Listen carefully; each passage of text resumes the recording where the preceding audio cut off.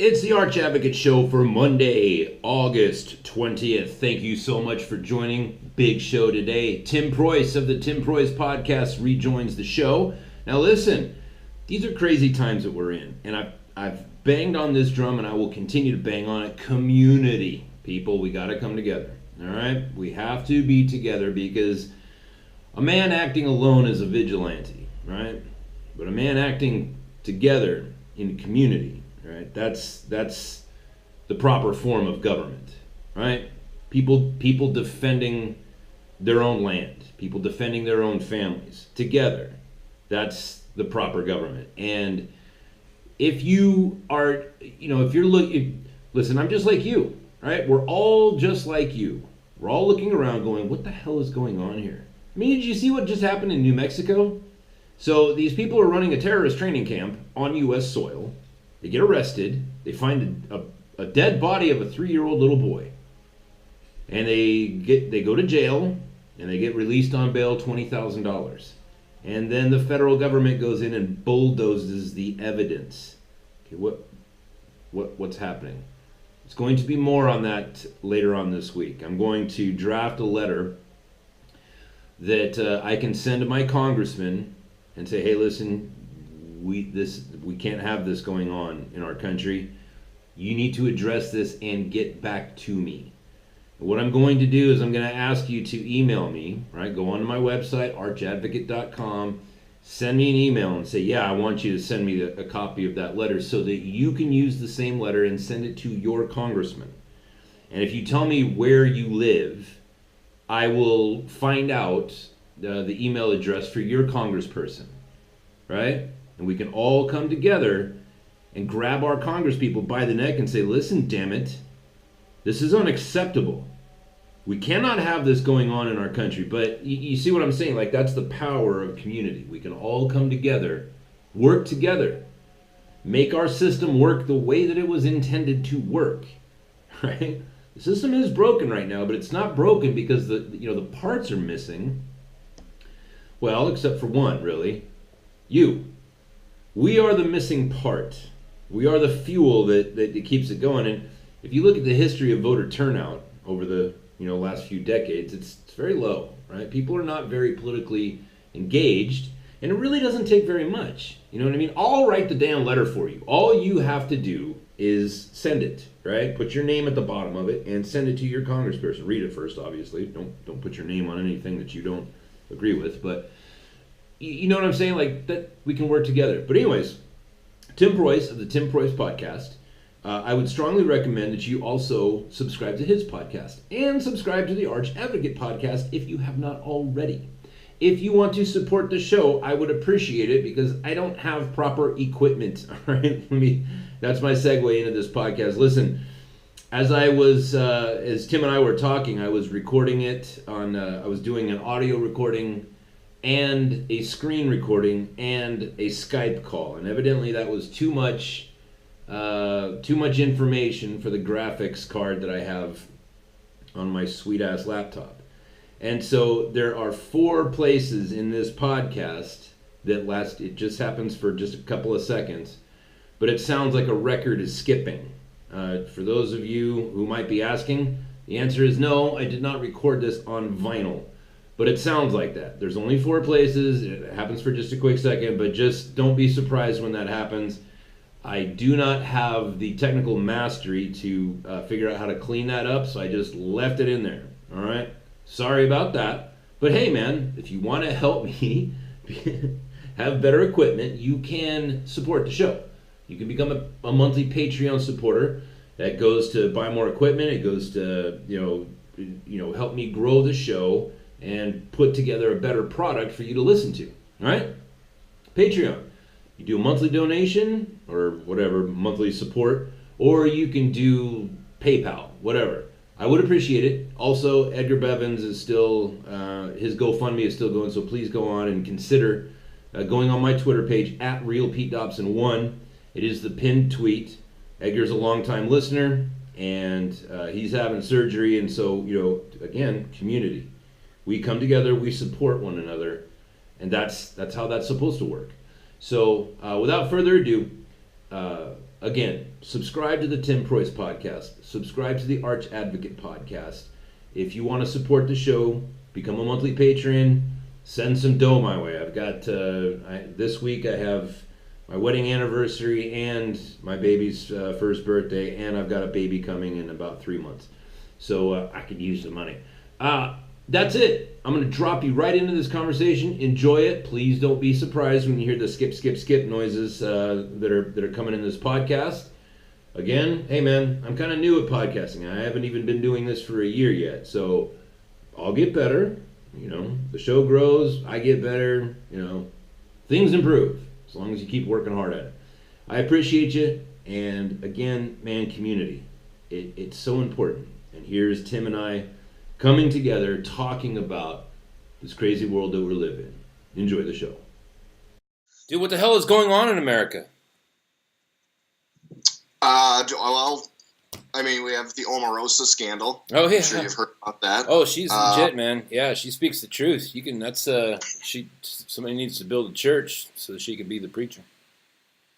Yeah. Nothing wrong with her. I made the observation on my show on Friday, the Arch Advocate show, that it's. I sincerely believe that right now is the time, to strike it as far as for people to remember what civics are and the fact that the people are actually in control of the government, and then if you absolutely love Trump, great, then call him out and point things out and say, look, man. You can't be hiring a viper into the room that holds the most powerful seat in the history of the world. You knew what she was before you hired her. Why did you do this? And you know what? I don't even need an explanation. You did it. It's over. Just don't be doing that shit anymore. Why? You know what I mean? That. I don't know why he did. About 6 months ago, what was who's that annoying British guy? Used to have a show on CNN. Piers Morgan. Right, because he was on The Apprentice with Omarosa. Right. Way back in the day, and he talked about her, and he just ripped her a new one. He's like, I've never met a more dishonest, disloyal, backstabbing witch in my entire life. Yeah. Like, Jesus. And then, he kind of said what you were saying. Why would you bring someone like that into the White House? You know who that is. Right. But, is what it is, I suppose. So that's one thing. Paul Manafort is the jury's out right now. They're deliberating on everything. They should have a verdict early next week. No, that's funny. The Manafort case is funny. My own personal background is in finance, and I used to have I was required to have a bunch of different licenses. So, when they talk about those charges, they make a big deal out of, he's facing 300 years in prison for tax evasion. It's no, he's not. He's facing 300 years in prison for bank fraud, and that's that's different, And but what's funny is the left, it's the weakness in the IQ or mentality of the American people on the left in this case is bizarre, because it's dude, these charges are from 10 years ago. They're from a long ass time ago, and none of this has anything to do with Donald J. Trump. It has nothing to do with that. And the fact that the left right now is just giddy with excitement, we're gonna get Trump. It's no, you're not. Even if they burn Manafort at the stake, you're not getting Trump. It has nothing to do with Trump at this point. Yeah. And he might get off. That's the other great thing, is they did a really good job of destroying the best witness for the prosecution was Rick Gates. And the only reason Rick Gates testified is because he himself was facing 100 years in prison. And the FBI gave him a sweetheart deal. Right. So that puts, that casts doubt in people's eyes. Yeah. And the defense didn't even call a single witness. So they went through like a week and a half of the prosecution telling their side of the story. And then the defense just said, "Oh, we rest. We don't even need to put Paul Manafort or anyone on the stand. We already destroyed every one of your witnesses." The jury's waiting, or they're still going through everything, and it's like, shit, Manafort might get off. That would be pretty hilarious if he did. That it will be. It'll be hilarious to watch the left lose their respective shit over it, but particularly like the Young Turks and CNN. Those are going to be some funny shows. Definitely. But the thing that's... sorry, go ahead. None of them even know what the charges are, though. Like, I can't believe he was let off. It's like, what do you mean you can't believe it? None of us were in the courtroom, Yeah. Of course you can't believe it. You have literally none of the information. Right. None of us do. Yeah, it's really... one thing, my show is I've rebranded and I've kind of pushed the show in a direction now where I'm just trying to help people to know that like they're not alone. When you're watching the world go crazy, it's there's a point when you start thinking to yourself like, well, if I'm walking around thinking that everybody's crazy, doesn't that mean that I'm the crazy one? Wouldn't that Like you can fall into a very lonely place in that. And so we're all seeing it. We're all here, brother. Tune into the Tim Preuss podcast, listen to the Arch Advocate show, get into Jordan B. Peterson, whatever it is that you got to do to remind yourself, like, look, there's a lot of us. We all see what's happening, and we're all kind of waiting, hoping that this doesn't get any more violent than it already has. But and it's very important that we all come into community and talk with one another, so that we, it's like when we were in elementary school, we had fire drills, and it's like, well, when the shit goes down, stop, drop, and roll, and there's the door. You know what I mean? And I hope to do that. And so what I was getting at was like one of the things that I kind of fight internally as far as keeping my motivation up and my peace of mind together is like when I look at things like that, when I see the absolute batshit nature of like the leftist propaganda and that people don't see, it's like, dude, that's, for example, the other night Chris Cuomo says, hey, green light, everybody. It's okay to punch people that you deem to be a bigot, right, a morally reprehensible person. It's okay to do that because those people are evil. And it's like, wait a minute. Your job is to tell people the news. You're supposed to be a daily storyteller. Just tell me the shit that happened today so that I can, better, navigate my own life. And when a guy like that starts pontificating, it's like, okay, well, that's propaganda. That's literally propaganda. Like he has no social standing. Now, if Jordan B. Peterson or Noam Chomsky, who I hate, but whatever, he is who he is. If a guy like that, or a preacher or if somebody like that stands up on a platform and says that nonsense, it's like, well, okay, that's kind of what we pay you to do.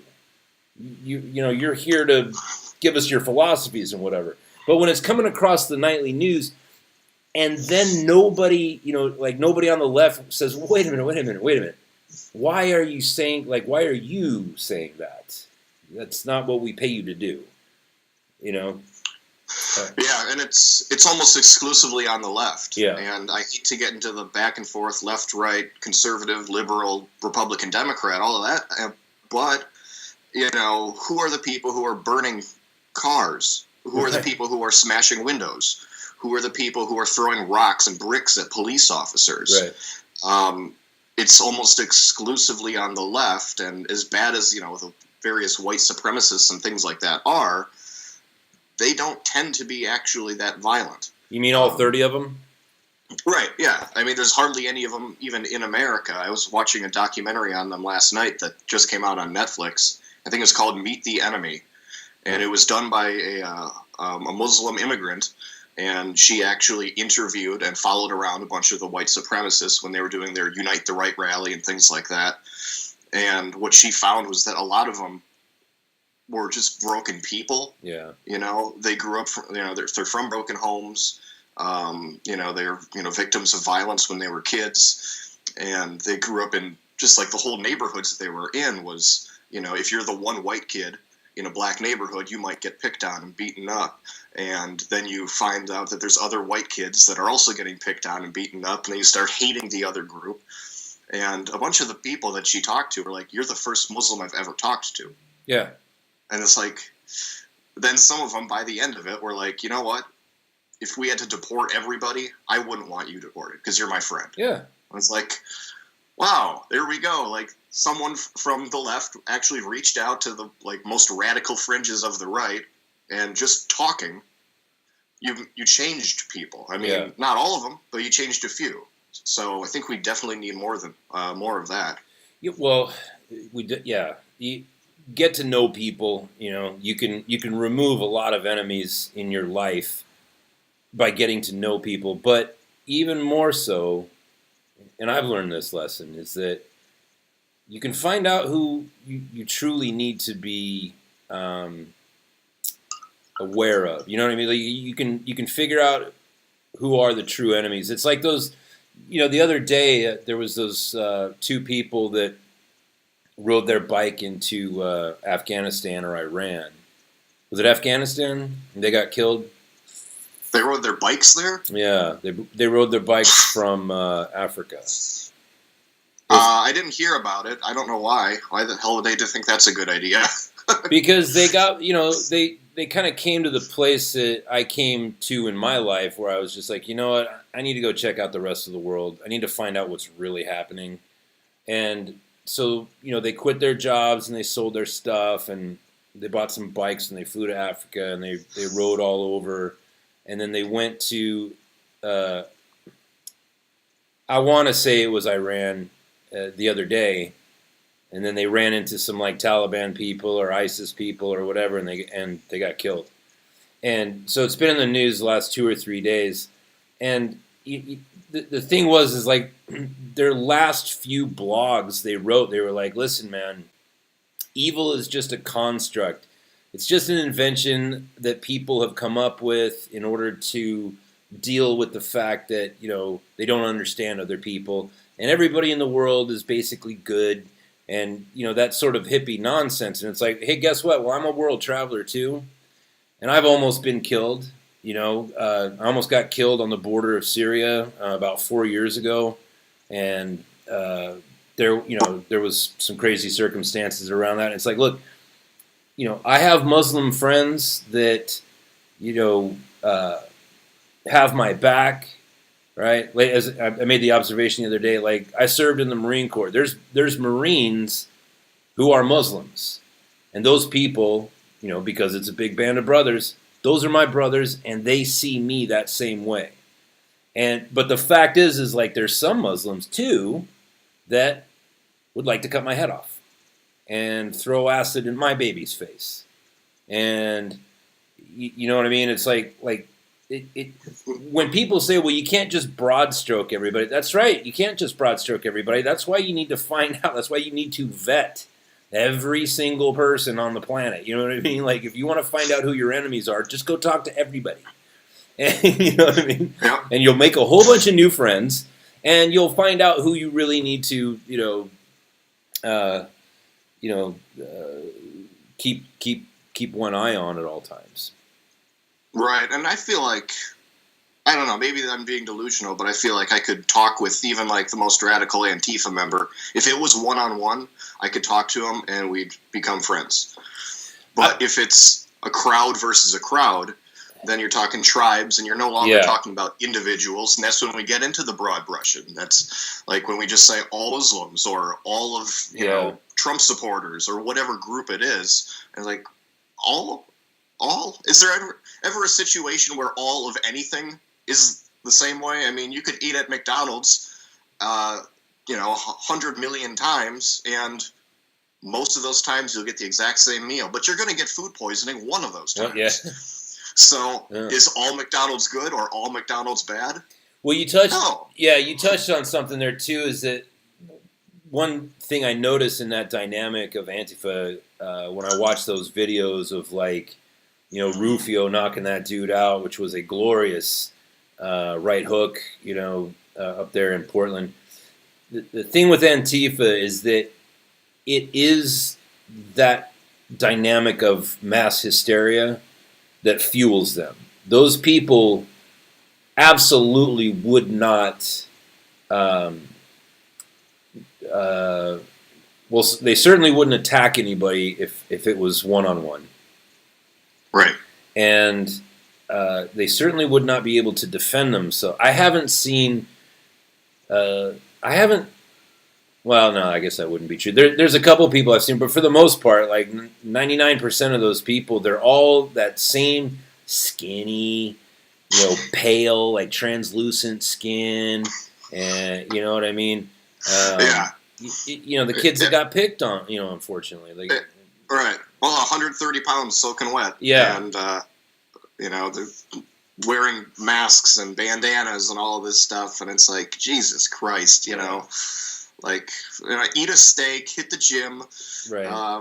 Then come back, right? Because you look at some of those, I mean, it's not going to end well for them. I don't think. No. If things get out of control, I don't think Antifa would win. I mean, you look at, the bikers for Trump and those guys. They're all like 6'2", 300 pounds, and they all have guns. Yeah.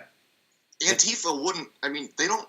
I don't think they understand how dangerous. I don't think they understand what they're getting into. It's like, it's like those guys that showed up, and that's a perfect example. Those bikers that showed up to hang out with the president, which, by the way, I love that idea. I'm happy. I don't mind it either. Yeah, I'm happy that there's a guy in the White House that wants to hang out with. He wants to hang out, but to your point. These people, it's like, all right, see these men over here, not only do they go 280 and they're packing, they also have jobs, right? And the reason you're not getting the shit kicked out of you right now is because those men are busy.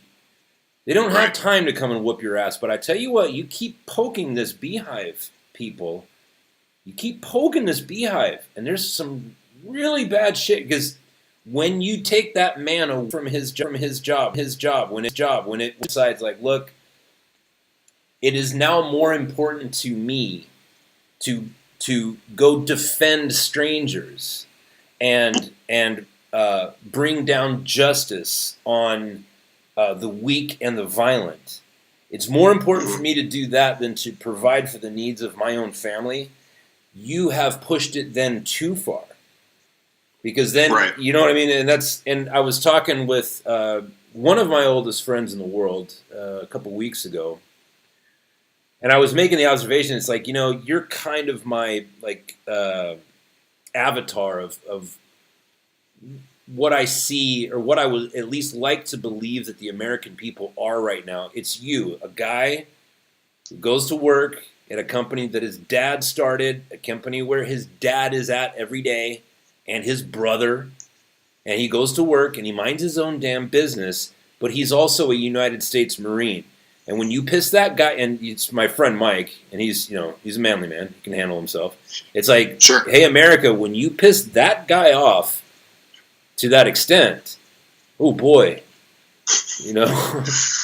Right, and that was one of the things that they found with a lot of the white socialist crowd, was that a lot of them, like one of the leaders of this neo-Nazi group, moved to Detroit because he said it was a perfect recruiting ground. Because there's so much, it's just the city's been destroyed, all the factories are closed up, and all the white people that had enough money, they left. Yeah. But there's still a bunch of white people there who just feel like this, they've been forgotten, or that, someone stole their jobs, or that it's them, and they got to stick together against all these other groups and things like that. It's like, what's going to happen if we have another recession? where these bikers or these Trump supporters lose their jobs, and now they're just as pissed off as Antifa. It could end, there's already been one life that was lost, in Charlottesville last year. Right. How many more are there going to be? And over something that's so stupid, it's, one group of ignorant college kids pointing the finger at Trump, calling him a fascist, and then a bunch of other people saying, no, Trump's amazing, which also isn't true, and clamoring for more tariffs and economic nationalism. And it's like, whoa, okay, both of you guys, you don't know what you're talking about. Right. So how about everybody go home, read some Thomas Sowell, then let's meet back here tomorrow. Yeah.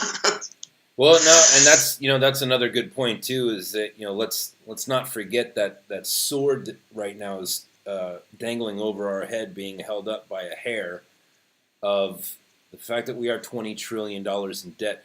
I don't think I'm not a doomsday guy, but the fact is that chicken is going to come home to roost one of these days, and it's not going to be very long. And it's the price that we are going to pay as American citizens for our inaction, for the fact that the last three presidents, each one of them doubled the national debt, and then boom, we're at 20 trillion.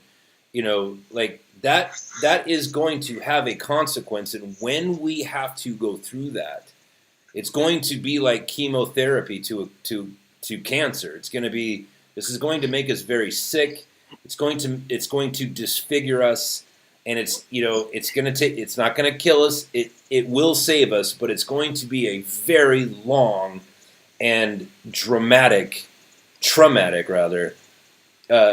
And so in that sort of perfect storm that you were just talking about, it's like, yeah. So, going back to the 280-pound plumber from, Topeka, right? That guy all of a sudden is out of work, and his kids are hungry, and his wife's looking at him all funny, and all of a sudden that guy does a Falling Down with Mike Douglas. Yep, that's you know what I mean? A great movie. He's gonna lose his shit, and he's just gonna be like, "You skinny fucking punks! I'm just gonna walk down the street and start wasting skinny punks." Because that's got to be the answer, man. It's these kids' fault, for screwing up everything. Yeah, there's a lot of different ways that this can go very bad. And so that's why you got to listen to the Tim Preuss podcast. It's why you got to listen to the Arch Advocate podcast and Jordan B. Peterson and all these people. Like, you have to remain sane. Because if you don't, your emotions are going to get you as this weird period of history that we're in is far from over. And keep your shit together. What we've been doing since, for decades and decades, is every time there's a recession is the healing process. People don't get that. They think the recession is the bad part. No, that's when we've stopped taking the heroin and we're going through withdrawal. Right. And every time that happens, the Federal Reserve lowers interest rates, it pumps money into the economy, thereby effectively giving the United States economy more heroin. Right. And there's going to come a time when we're going to actually have to get off the heroin. Yeah. And when we do, it's going to be very painful. The rest of the world is moving away from the dollar, so we could see a dollar crash. I don't know if that's just going to mean like a 10% inflation for a few years, or if we're going to switch over to some sort of crypto gold something. But regardless, Britain was once the most powerful country in the world. And after World War II, America jumped in, and we became the most powerful country in the world. Well, how long do we expect to just keep that spot at the top? We're not going to be the top dog forever. Maybe we could, but not with the politicians in Washington at the helm. Not with them. No, we're going to need actual, get back to what made America great, and that was free markets, it was property rights, it was limited government and adhering to the Constitution. We don't do any of that stuff anymore. Yeah. We're wondering why we're falling behind, and Donald Trump, with his various protectionism kind of plans and increases in spending, that's just a little extra heroin. And this might be America's last hoorah. China's working, they just developed a new hypersonic missile. It goes like 2,400 miles an hour, and it will get past our missile defense system. It's so fast. What is that? And they've already started attaching nuclear warheads to it. Now, if they put 2 of those onto American soil, I think 2 is enough to make us surrender. And especially look at the interest rates that are rising, the amount of debt that we have. Next year, we're going to be spending $400 billion just on interest on the national debt. We're not going to have money for our military pretty soon, or money for Medicare or Social Security or the rest of the stupid things government provides. What are people going to do when we're in a recession and the government isn't giving them food stamps anymore, or there's no bread at the stores? I mean, you're looking at it happen in Venezuela. Yeah. We know what happens when a currency collapses, and our politicians have been so reckless. They've taken our position in the world for granted. And like you said, the chickens are going to come home to roost. Anything that can't go on forever won't go on forever. And if you look at America's fiscal policy and our monetary policy, you're thinking, oh, shit, we can't keep this going forever. No, you can't. No, you can't. And that's segueing into, Occasio-Cortez, the Bronx bomber. She's not even from the Bronx. No, she's not. She was born there, then she moved to a ritzy part of New York. Yeah, because her dad was getting that sweet architecture money. Years ago. But she, this is one thing that cracks me up to kind of bolster your, the untenable. This cannot be maintained. Here's the thing. So Occasio-Cortez says, well, we're going to make tuition-free school and trade schools. I say, okay, great. That sounds fantastic. How are you going to do that? Oh, we're going to go get more money from the rich dudes. Okay, here's the problem. The student loan program was started in 1965, and I know all this stuff because I worked in federal student loans for a number of years, and I made a great deal of money doing it, so I'm very well versed in this. The administration at the time said, look, if we just make like $1,200 a year available to these kids, a lot more people will be able to get educated, and then we're going to have a whole bunch of more educated people. Made sense, in theory. Right. The problem is that as soon as that money was made available, all of these schools they raised their rates up a little bit because it's like, well, now there's free money on the table, and I cannot resist the temptation to take it. And every time a president runs, no matter who it is, Trump or Hillary or Bernie or whoever, all of them, Obama, Clinton, Bush, all the way back, we're going to make education more affordable. That's always how they word it. We're going to make education more affordable. What they mean by that is we're going to make more money available in student loans so that you can go deeper into debt. And then, because this is the reason why the cost of higher education goes up 8% a year nationwide and 10% for the state of California, probably New York, I would imagine, and some other coastal states. But that's the reason why the performance of, like if you could buy a stock in higher education, there would be no more stock market. You would just invest in higher education because 8% a year is unthinkable. You know what I mean? The cost of education goes up 8% a year. So when Occasio-Cortez, who is a freaking baboon, when it comes to the story, it's like, so you're saying the same thing everybody else has said. You're going to go take more money and make it available so that people can take that money and then go to school. And you're at no time in any of these people's rhetoric will there ever be brought up the notion of we are going, as it is that we are the Department of Education and these schools are called Title IV schools or Title V schools. We have the power to dictate to these schools, if they want to participate in the federal program, how much it is that they're allowed to charge for tuition, what it is that they're allowed to pay their professors, and all that other stuff. These people will never say, like, we're gonna make it so that these tenured professors cannot make $150,000 or $250,000 a year. We're gonna make these rich ass professors and rich ass administrators and deans and what. They're never gonna bring up the fact that those socialists who have been indoctrinating our children for decades are laughing all the way to the bank, and they will never volunteer to be on the low end of the socialist totem pole. And no, of course not. Right? It's too bad. I mean, I never went to college, right? So anything I know about economics, I had to just kind of learn myself. And I wish more college kids would take some classes in economics because, they're always complaining, of course, about the rising cost of education. And you think, well, if you understood economics, it'd be pretty darn simple. Anything that the government subsidizes, we get more of. Anything they tax, we in theory will get less of. And what are they doing when they give out these loans? They're basically subsidizing demand, right? They're artificially lowering the perceived price of an education by giving people grants and student loans. And then that means more people are going to start demanding that education. Well, more people demand it, then the price goes up. Right. And everyone then says, hey, government, jump in and give us more subsidies. Right. And the cycle just keeps going around and around and around. If you wanted to lower the price of education, what government should do is stop subsidizing it. Stop giving out these loans. Stop guaranteeing every student loan. And, but they'll never do that because that's people taking the medicine.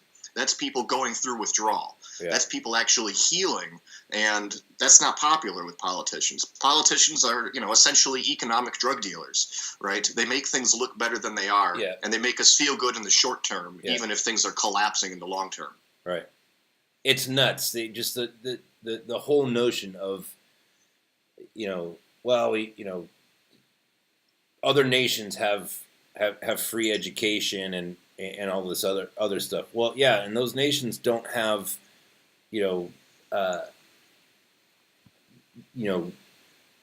100 different categories of majors that you can take, like feminine dance theory and all these other things. They don't have that in those places. Like if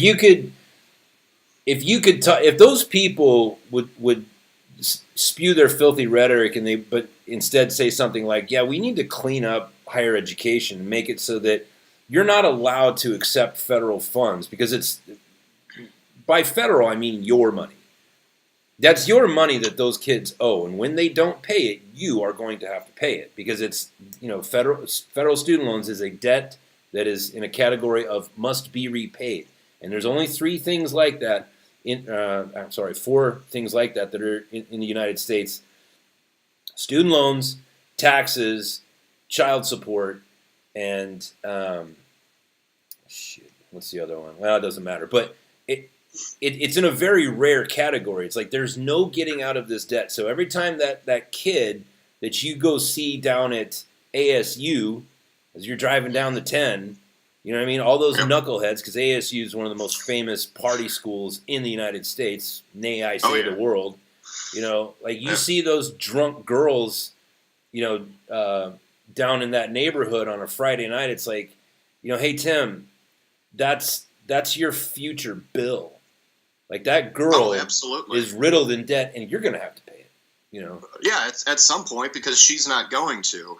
There's such a giant bubble in higher education right now, and they say, oh, well, you can't spot a bubble. I mean, that's why they call it a bubble. It's because no one spots it. It's like, no, you can actually. You just look at how much it's valued at, which is astronomically high and going higher and higher and higher. Then you look at the fundamentals of it, and kids are graduating with 6 figures worth of debt, and they're making $25,000 a year.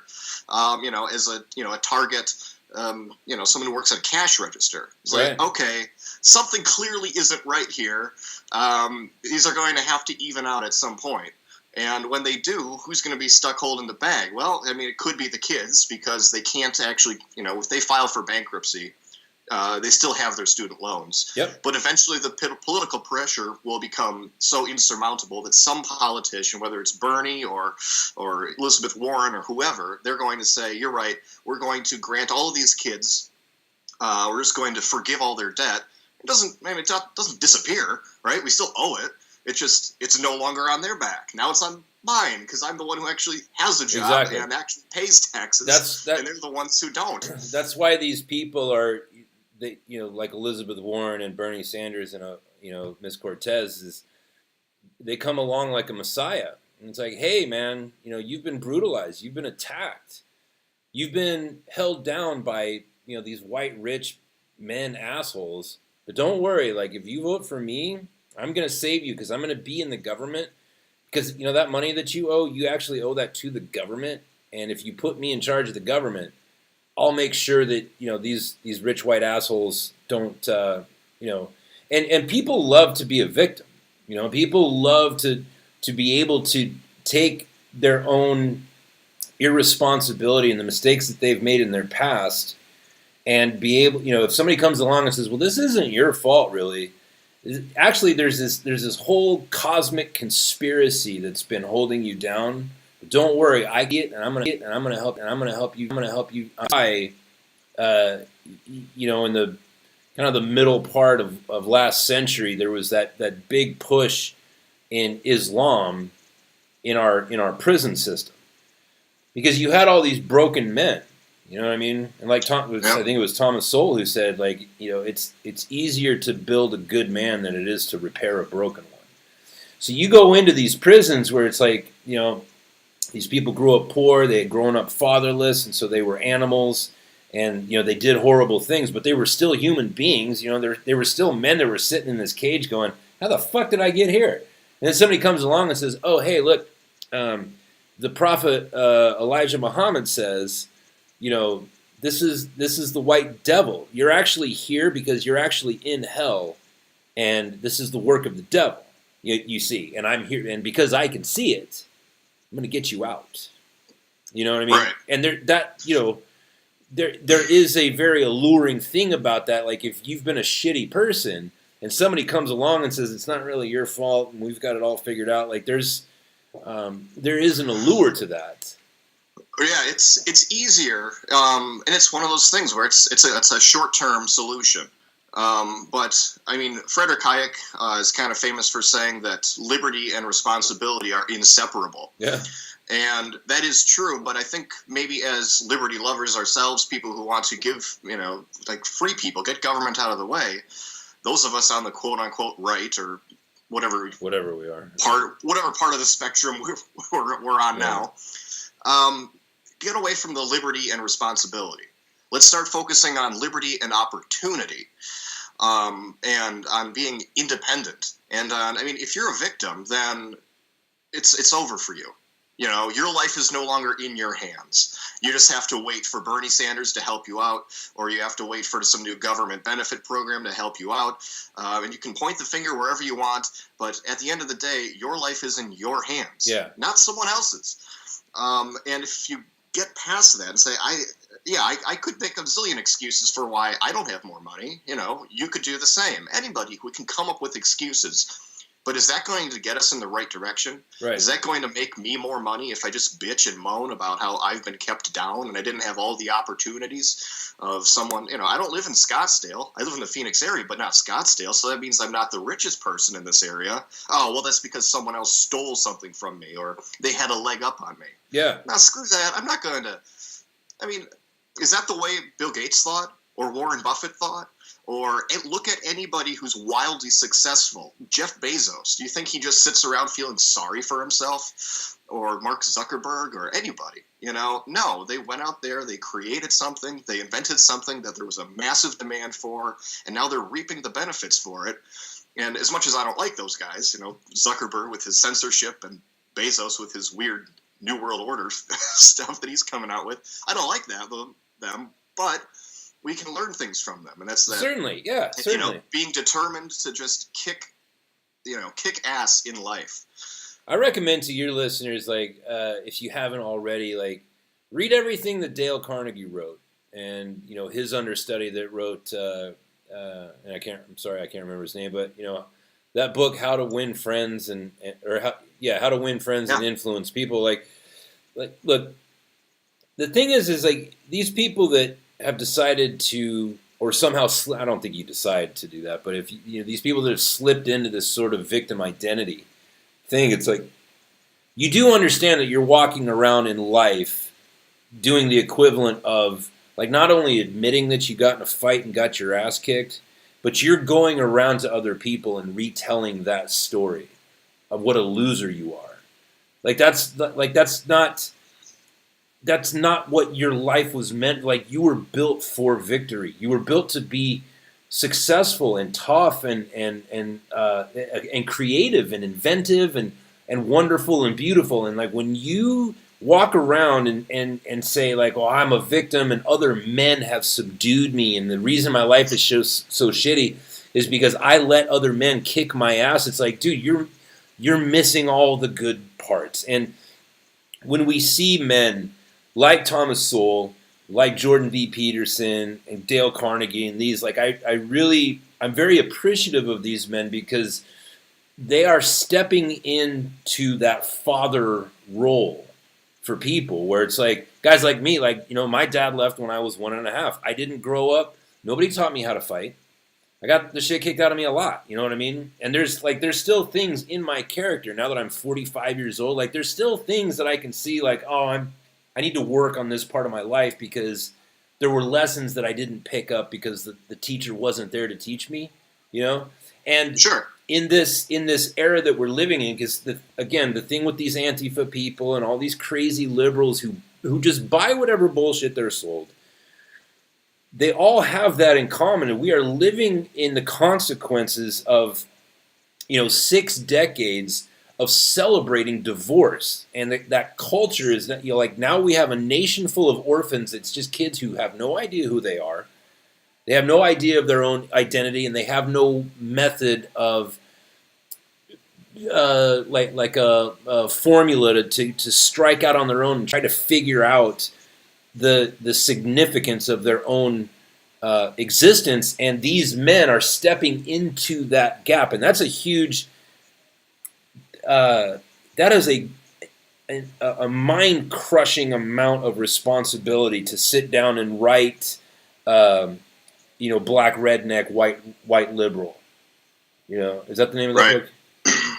That's one of them. I mean, Soul's written like 40, 50 books. Yeah. But Jordan Peterson's latest one, 12 Rules for Life or something like that. Yeah, my mom sent me that. She sent the package off 2 days ago from Scottsdale, so we'll time it, figure out how long it takes for mail to get from your neck of the woods to my house. But, there you go. But yeah, these men are important, and that's kind of, as a follower of Jesus Christ, like one of the more profound prophecies that's in the Bible. That's kind of one of those like, it's not really a prophecy, but it says that, in the end, the hearts of the sons will be turned back to the father, and the father's hearts will be turned back to the son. And so when I see men that are starting to stand up, guys like you even, guys that are willing to step in there and be the voice of reason, and to paint a picture for everybody else, to make sure that it's clear, and to encourage people to, reason and a sound mind. Like you're literally stepping into the role of father, and that is what's needed. That's what these people that are losing their minds and going around and destroying monuments and talking about burning books and shutting down Alex Jones and Steven Crowder and all these people. It's like, you do understand, like, that's exactly what the Nazis did. Like, that's exactly what the Nazis did. You do understand that. And they're running around calling other people Nazis. It's like, okay, well, who are these kids? Like you were saying in the beginning of the conversation, like, I could sit down with one of these people if it was one-on-one, and I bet if you did, you would find a soul that was reeling in pain from not having a father, from having shitty teachers, from getting beat up on, and nobody was there to pull them aside and say, hey, look, you need to sign up for wrestling class. That's going to fix everything. It's going to fix everything. Learn how to wrestle. That's absolutely true. Right? with almost every problem we have in the world today, if you've actually sat down and gave any of them, whether it's a Muslim extremist or an Antifa person or a neo-Nazi, if you sat any of them down with a psychologist, the psychologist would probably leave the room saying that person has a lot of pain in their life. And that's why they're doing these things. That's why they're lashing out. Their it's like a combination of low self-esteem, right, because they're victims, but also narcissism. Powerful mix. Whereas, their shit doesn't stink. So it's this odd kind of conundrum people are in. Yeah. But it's based on it's sad. It's sadness in their life. Yeah. And they say that depression is anger turned inwards. And I don't think these people are depressed. I think they're just angry. They're angry, yeah. But they're angry at the man, there's even men out there who are now angry at women. I want to forget what the incels. Incels, involuntary celibate. Yeah. So they're mad at women that they can't get laid. But I would have been something, because you shouldn't turn that anger towards women. You should turn it on yourself. Recognize that if you want the world to be different, you have to change. Yeah. Like, what's going to be easier? Me changing 7 billion people, changing all of society, or is it easier for me to change myself? It's going to be a lot easier for me to change myself instead of trying to remake the world. So let's just do it the easy way. Well, how can you change to be more successful in your life? And it doesn't mean success as far as money necessarily, although that's one way. But it could be, how could you change yourself to be a better father, to be a better son, to be a better student, to be a better teacher, a better mentor, a better friend? What can you do to be better? Right. Don't look at everyone else. And that's the great thing. I think it's really empowering about this message is that we all have the power to lead whatever kinds of lives we want. Yes. You don't have to be a victim. You don't have to wait for someone to give you a hand up. Someone needs a hand up. No, climb the damn ladder. You have it. You have it in you. Yeah. And you have all the talent that it takes to be whatever you want to be. You just got to figure out what talent is most marketable. And, how can you make your life the best life possible? Everybody has it, yeah. I was looking at a friend of my kid I went to church with when I was, a teenager. And he did, I think, 1.5 years in prison for assault. And he's a fighter. Like, he was one of those kids in the neighborhood. It's like, yeah, don't fight him because, like, you'll lose, always. And he went to prison for 1.5 years, and while he was in prison, he learned how to be an electrician. And just yesterday, his wife was posting pictures of his effing hot wife. Like, she's a 10 all the way, and their 3 kids, and they were all out at Catalina. Like he makes like $120,000 a year now. Wow. As an electrician, you know what I mean? Like, right. It's like, dude, like, no matter what, like, there's, God damn it, like, we live in the land of opportunity. You can do anything at any time. You're never too old. You're never too young. You're never too weak.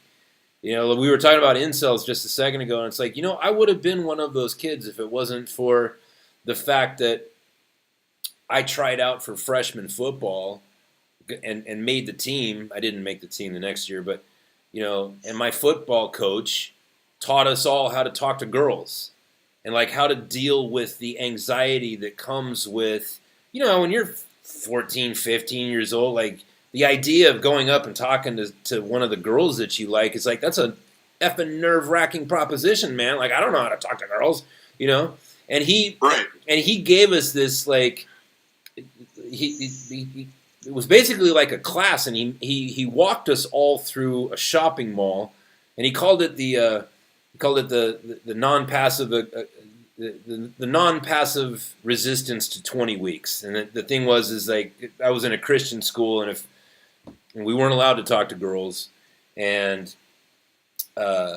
if we got caught, we would have 20 weeks of punishment, which was called no level, because the merits were on levels. And he took us through this mall. I remember this vividly, and he was like, "Okay, everybody, you see that girl over there looking at that dress in the window?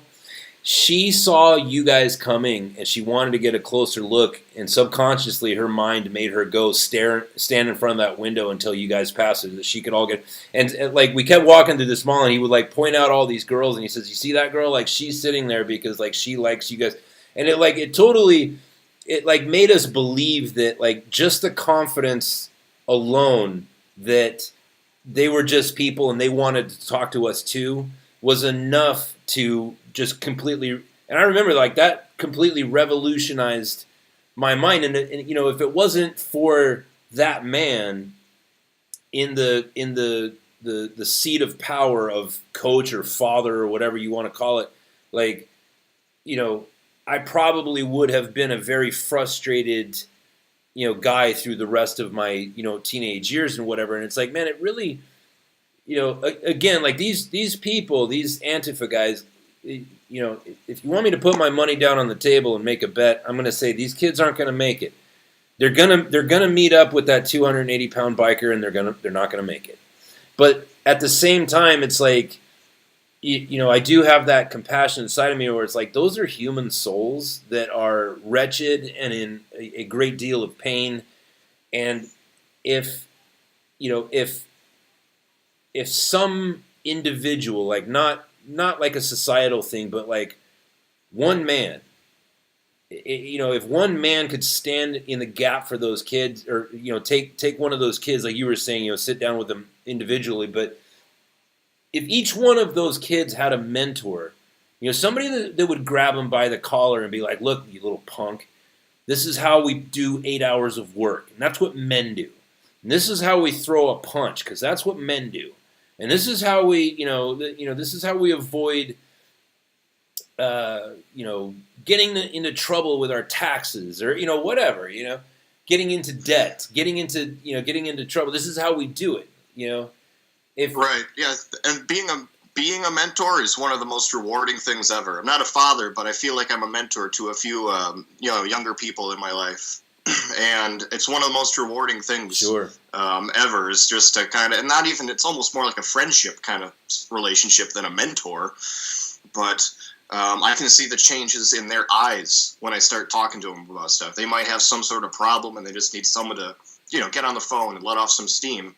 And they can always reach me, and then you can hear the change in their voice. That's awesome, yeah. And it's one of the most rewarding things out there. So, like I said, I'm not a father, but isn't it amazing how many dads don't take the opportunity to be their child's mentor, to guide them? Because it's one of the most rewarding things, just not even being related to them. It's really rewarding. So it's what's killed we need more dads. Yeah. We need more dads in the world. Yeah, you have to be. That's, and I believe that we're on that edge now where the new gen. Like I just had my first child a year ago next week, and then I've got another one coming in November. Right, so this is all brand new to me. But like, even though my parents, both of them, have multiple divorces on their record.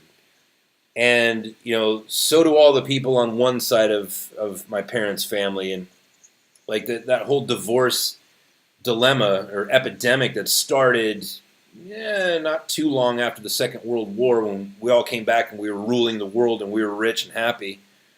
The thing is that's run its course, and now there's a whole generation of guys like me that are like, I don't understand how anybody could leave this situation. It's like, this is a little baby who doesn't know shit. And if I don't teach him everything he needs to know, he's going to have a horrible life. I have to stay here. Like, no matter what. And I don't... Yeah, it's not even a question for you. It's not even a question. And I think that's that the problem is now in the process of fixing itself, is because it's like you've got a whole nation full of orphans who are like, no, fuck that, dude. I'm gonna have a family, and I'm gonna make this family like what I always wanted to have, and I'm going to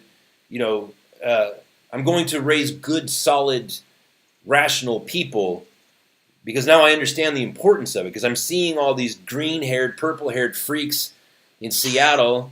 That they only come in two sizes, extra small or extra large. You know what I mean?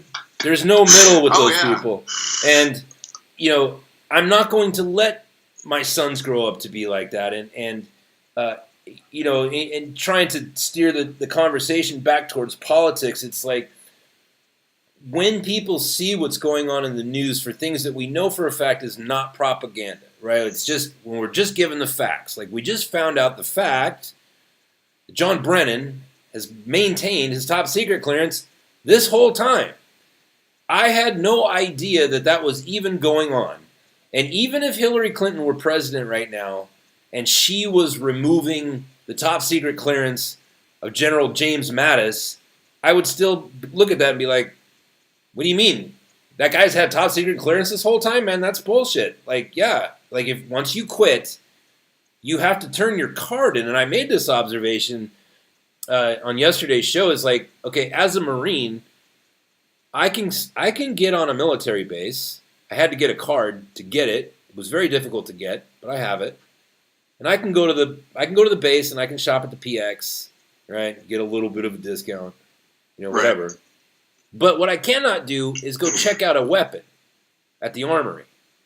I can't do that. And it's not because of a lack of trust, and it's not a lack of training, because the Department of Defense paid a lot of money to train me to put it in the black at 300 out, Yep. It has to do with my employment status with the United States Marine Corps. I am unemployed. That's why I can't check out a gun. And that's it's like so. Here's Mattis and this new revelation of like, oh, the president is talking about removing his top secret clearance. It's like, what do you mean? How did he have it in the first place? That guy quit a long time ago, or was fired. To win. The reason those guys have it is not necessarily, and this is from what I've gathered, it's not so that they can like continue working there, but it's so that the guy who's in charge right now, Mike Pompeo at the CIA, although he got replaced by someone else, but Mike Pompeo, if he wanted to ask Brennan for advice, Brennan could give it to him. You can do that on an individual basis. Oh yeah, they could. And by the way, I mean, Clapper still has it. Peter Strzok still has it. He was fired, and Peter Strzok still has his stuff. I mean, he also has $500,000. Still does. James Comey still has his top secret clearance, and it's like, wait, wasn't he fired a year ago? Well, yeah, but no one pays attention to these things, and it's so difficult to get people to either relinquish power or try to convince Trump or anybody to take that power away from someone. Once you have all the power in the world, you don't give it up without a fight. And that's the problem. That's the problem right there. Yeah, people do not give up power any sooner than anybody, you and me included, give up money. You know what I mean? It's like, this is what I've acquired. This is mine, and you can't have it. And it's even more intoxicating when it's power. And that's a real problem, because it's like, man, how many proverbs and wise sayings do we have about the dangers of having power over your fellow man? It's like it very rarely goes right. Right, which is, I think why, just from a logical perspective, if you just, understand a little bit about human nature, that's why we want to restrict anybody's power over someone else. I want you to have as much power over your own life, but right. I want you to have no power over my life. Right. And that's just like, well, we should take that same kind of philosophy and apply it to government, and we're going to have some sort of government, unless something really radical happens. I just want it to be as limited as possible, because that's the way it's going to be the best, the least corrupt, the least, tyrannical. It will. I think that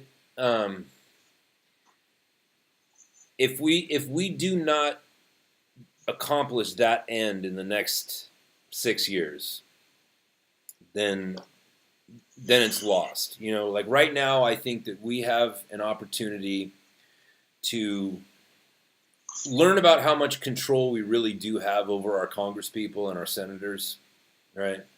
And even judges, like, for the listener, as far as I know, all judges are appointed. They're not elected, but I could be wrong. There might be like a municipal difference or whatever. But for the most part, judges are appointed. Federal judges are appointed. I mean, I know in Wisconsin, I voted for some of our judges on the Supreme Court at the state level. Oh, really? But it varies from state to state, I think. So, but even though the ones who are appointed, you still have power over them too, because they were appointed by somebody who was elected. And so, when these politicians, they are narcissists by nature, and everybody has a certain degree of narcissism. But these, the reason why we elect politicians is because they were narcissistic enough to stand up on a soapbox and say, hey, vote for me. And that's how they got there. And when you threaten them with your vote, it hurts them. it's their kryptonite. And so you have to, people say, well, my vote doesn't count. Well, I don't have any control. Oh, yeah? Well, why don't you get 10 of your friends together and you all go, you all write an email to the same congressperson and tell them that and make it something that you don't like about that person and send it to them and see what happens. You'll see that those people, they do not like to be told that they're doing a bad job. And then they'll come to you and be like, oh, hey, voter, I really want to have your vote. You know what I mean? And it's like, hey, number one, I want that wall built, number one. I want Jeff Sessions to actually do something for a living. I want to see that guy do something. Anything. It could be anything. Right? What has that guy even done? What has that guy done? Have you been watching? Can you think of anything? He gave a speech. He gave some commencement speech. No, I saw that. That was good. That was fair enough. That's about it. I mean, he just said, the Robert Mueller investigation, that has nothing to do with me. So he recused himself from that. That was his first act. Was he quit? He refused to do his job, and then he goes into we need to go after the reefers, man. This is what's tearing this country apart. It's weed. It's like, come on, you old man, you son of a bitch. Now is not we're as white evangelical Christian as I am, Jeff Sessions. Let me please assure you. That boat has sailed for evangelicals. We don't care about weed. We don't care about it. Legalize it so that kids aren't tempted to do it because it's taboo. None of us care. And you're over there talking about going after Julian Assange. This is another thing too. It's like, hey brother, I don't know if you've, I know you think you have your finger in the wind of, political mood, but none of us want. We all want to see Assange set free, right? Give him a presidential pardon, invite him to the United States, buy him a ranch in Montana. That dude has been the grease that has allowed these wheels to turn on the exposure of how corrupt not just our government is, but all of them, and that they've all been working in concert together. And if it were not for that man, we wouldn't know about any of this stuff. So. That guy is going to go down, 200 years from now, they're going to make another, V for Vendetta Part 2 where it's not Guy Fawkes, but it's Julian Assange. You know what I mean? That guy, Assange is one of my heroes. Absolutely. I think that's kind of part of the problem people are running into now is they think that because WikiLeaks, exposed some things that Hillary Clinton was doing, that all the people who are on Trump's team are going to like Julian Assange. The voters do, but Mike Pompeo considers him a war criminal, guilty of espionage. I don't know how you could be guilty of espionage because he's not even an American, right. But still, he's guilty of espionage. They want him put before a firing squad. I mean, the people of America, I think if they're told the truth and Julian is explained to people, they'll say, I like that guy. We need more people like him. But the state itself hates him, and it's not just America. Everybody hates him because he exposes them. And we're seeing it happen on a micro level with the Hillary Clinton DNC servers and all this, where people were upset that the DNC servers were hacked. But they're not upset about what was actually on the servers. And the same thing's going on with Assange. They're mad that WikiLeaks exists, but they're not paying attention to what is actually exposing. It's bizarre. All of the Vault 7 stuff about how the CIA is working on programs for virtually every computer, every operating system, every cell phone. They can turn your camera on without you knowing. You can turn your phone off, and they can remotely turn it on and listen to your conversations, see through your camera, and they can do it with a FISA warrant so that you will never actually know about it. Oh, yeah, by the way, for the listener, FISA court is a fancy word for secret court. We now have secret courts in our country, by the way, people. And if you're not shitting your pants, there's something wrong with you. We're not supposed to have secret court. And that's exactly what that's, Right, and they say it's secret because, if you're investigating a terrorist or someone like that, you don't want to let them know that you're investigating them. And it's like, okay, they still have to get warrants. But, they don't have to use real evidence to get warrants. In order to surveil Roger Stone and Carter Page, they used a fake dossier in order to get a warrant. So they're using made-up evidence. I don't understand. To get warrants on people. Yeah, I don't understand how people that are on the left with that team mentality of like, well, as long as if it's bad for Trump, then I'm going to keep banging on that drum. It's like, no, slow down. Secret courts. Okay, the Fourth Amendment, right? Like you think this is good because it's serving your purposes right now, but let's do a little bit of mathematical projection here. Like, how long until this bites you in the ass? You know what I mean? Like like that thing with when the Democrats changed the rules on the filibuster. What was that, 2013? And there were Democrats standing up back then saying, "You guys, we're not going to be in power forever. Like these things, they come and go. Someday there's going to be a Republican president, and when there is, this thing's going to bite us in the ass." And like you can go watch the YouTube, video of that happening, and it's like, see, that's smart, that's rational. It's like if we do this thing that's going to benefit us in this moment right now, it will come back and work against us at some point, because we're changing the rules of the actual game itself to work in our favor in this little tiny moment right now. And it's like, oh well, the dossier, you Republicans, you're just saying that because that's your guy. It's like, no, we're not. There was a secret court. It's not my guy. Yeah, it's not my guy. Yeah, number one, it's not my guy. And number two, it's like a secret court was convened, and they decided to spy on not only a U.S. Citizen, but a U.S. citizen who was on TV, who was famous for having a television show and building big buildings all over the planet. Like, you know what I mean? At no point did anybody ever think, as much as you may have loved him or hated him, nobody was ever going to think like, oh yeah, that guy's working with ISIS. That guy's going to be a terrorist. Right. It's like, no, and that's, you sit and laugh now, but it's like, how long, right? Since we know, Google just came out, what was it, yesterday? Like just a number of hours ago, and they said, yeah, we can see where you're at on the planet at all times. We can hear what you're talking about in your house, and there's not a goddamn thing any of you people can do about it. Sorry, And it's like, okay, so that's put secret court and what Google just said, and the fact that Jack Dorsey was on TV talking about putting a U.S. citizen on timeout. The balls on that guy. By the way, let's talk about that interview for just quick. So does that look like the happiest man in the world that you've ever seen, Jack Dorsey? Doesn't he just look like he's just shitting rainbows? That guy looks like he's on Xanax, right? Like that guy looks like he probably is. Right. That's not a happy, successful, happy guy. He's a rich guy who owns Twitter, but again, a bit of a sociopath. Yeah. And so, we've got all these ties to where our media is controlled by two groups now, and it's pretty much just the guy that owns Fox and whoever is the head of the snake that owns, because MSNBC and CNN, they're all part of like one big conglomeration that's whatever.